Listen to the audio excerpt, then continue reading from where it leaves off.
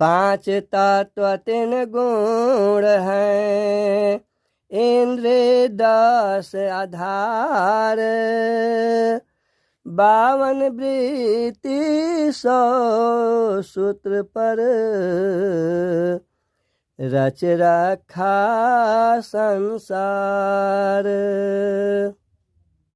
और हर मानव के आंतरिक विकार को दूर कर सभी समस्याओं से दूर कर आनंद लेने वाले सतपुरुष के स्वामी सदगुरु सदगुरुश्वर ब्रह्मानंद जी तथा संसारिक जीव प्राणी जितने भी संत महापुरुष आए हैं सभी लोग कहे हैं कि मनुष्य जीवन जो है बहुत भाग से मिला है। संत महापुरुष भी इस बात को बोले हैं और वो कहते हैं। दोहा चौपाई तो कह देना आसान है, लेकिन उसका अर्थ समझना बड़ी मुश्किल है। महाकवि तुलसीदास जी बहुत सा शब्द जो लिखे हैं उसका अभी वास्तविक अर्थ कहा ही नहीं जाता है।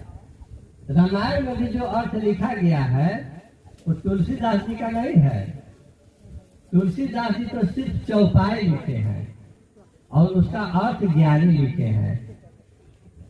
तो ज्ञानी लिखे अपनी मान बड़ाई प्रतिष्ठा के लिए उसमें कुछ नमक मर्चा लगा दिए, और नमक मर्चा उस समय तो लगा दिए। उस समय लोग उतना पढ़े लिखे नहीं थे, ज्ञान कम था, कोई ध्यान नहीं दे रहा था। लेकिन अब पढ़े लिखे लोग हो गए हैं तो उस पर थोड़ा विचार करते हैं, ध्यान देते हैं।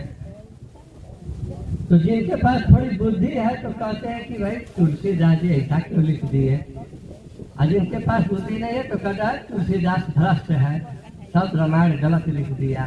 नहीं, तुलसीदास के अंदर भी आत्मज्ञान आई है, और ज्ञान आने के बाद वो शब्द को कैसे बैठा था। और आत्मज्ञान आने के बाद अपना पराया नहीं रह जाता है, जाति पाति की बात नहीं रह जाती है, वो वास्तविक शब्द निकलता है। अर्थ अनर्थ व्यर्थ हुआ संत सज्जन में दोष, वेद विवेक से काम न लेकर फेंका गया कई कोष फेंका जाना पड़ता है। सब लोग कहते हैं कि प्रातः काल उठे रघुनाथा, माता पिता गुरु ना वही माता। इस बात को लोग पढ़ते हैं, सुबह में एकदम रामायण पढ़कर दान कहते भी हैं लोग, लेकिन वो जानते हैं कि सिर्फ पढ़ा जाता है। और रामायण या शास्त्र वेद जो कुछ भी बना है वो संत महापुरुषों का शब्द है।